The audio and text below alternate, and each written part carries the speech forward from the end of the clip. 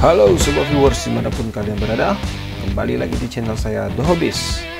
Di vlog sebelumnya kita sudah melihat seberapa menariknya rail versus Carbotech. Kali ini kita akan mencoba membongkar total rail keluaran versus ini dan melihat komponen-komponen dalam rail ini. Apakah sama menariknya dengan tampilan luar rail keluaran terbaru dari versus ini?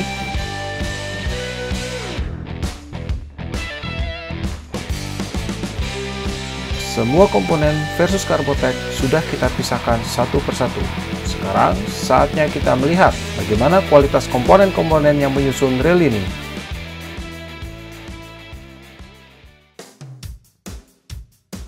Dimulai pada bagian drive gear. Drive gear pada rail ini memang tidak setipis drive gear pada rail Kenzie Aika, tapi juga tidak bisa dibilang tebal. Berbahan dasar zinc, cutting gigi pada drive gearnya terbilang cukup rapi. Seri yang terpatri pada drive gear versus Carbotech sama dengan Kenzie Aika. Yang membedakan hanya seri belakangnya, di mana untuk Kenzie Aika menggunakan seri DYS401, sedangkan pada versus Carbotech menggunakan seri DYS402. Pada oscillating slider memiliki ukuran yang sama seperti pada rail umumnya, dan tetap berbahan dasar dari zinc. One way pada rel ini juga memiliki ukuran standar dengan 6 buah roller bearing yang menopang bagian dalamnya. 8 buah ball bearing dengan tipe tertutup sudah terpasang pada versus Carbotech, dan ini sesuai dengan spek yang tertulis pada boxnya. Bagian pinion gear berukuran standar dengan bahan dasar kuningan dan ikut ditopang oleh satu buah bearing berukuran lumayan besar. Bahan bodi pada rail versus Carbotech tidak sepenuhnya berbahan karbon. Campuran komposisi bahan grafit juga terdapat pada bodi rail ini, tapi wajar saja mengingat bahwa rail ini bisa kita beli dengan harga yang cukup terjangkau. Begitupun juga untuk bagian rotor, tidak murni berbahan karbon. Campuran komposisi grafit masih mengisi sebagian besar dari bahan rotor rail ini. Pada bagian line roller, rail ini menggunakan bahan kuningan dengan 2 buah ball bearing menjadi penopang pada bagian dalamnya. Untuk bell assembly pada rail ini menggunakan bahan metal, sedangkan untuk bell arm masih berbahan grafit. Spring guide pada bell arm masih berbahan plastik. Knob round yang dapat dibongkar pasang ditopang oleh 2 buah ball bearing yang membuat putaran knob akan terasa lancar. Sekarang kita akan uji coba bahan-bahan yang ada pada rail versus Carbotech. Banyak sekali bahan-bahan komponen pada rail ini yang berpeluang untuk korosi.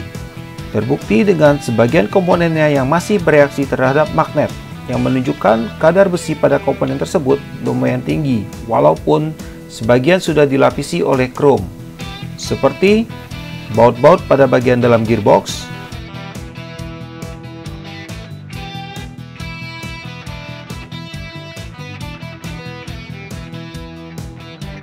one way, cover one way, pull washer, clicker, pair bell arm, tutup spool. Bahkan, main shaft pada rail ini pun ternyata masih bereaksi pada magnet, yang menunjukkan bahwa bahan main shaft pada rail ini bukan berbahan stainless seperti yang tertera pada boxnya. Untungnya untuk key washer pada sistem drag sudah tidak bereaksi pada magnet. Setelah melakukan pengkajian lebih lanjut dengan cara membongkar rail versus Carbotech, kita bisa menambahkan poin-poin lagi pada rail ini. Untuk kelebihan, saya rasa tidak ada yang dapat saya tambahkan di sini. Untuk kekurangan, saya rasa juga tidak ada yang perlu digembor-gemborkan, mengingat bahwa rail ini hanya berbudget 300-an ribu.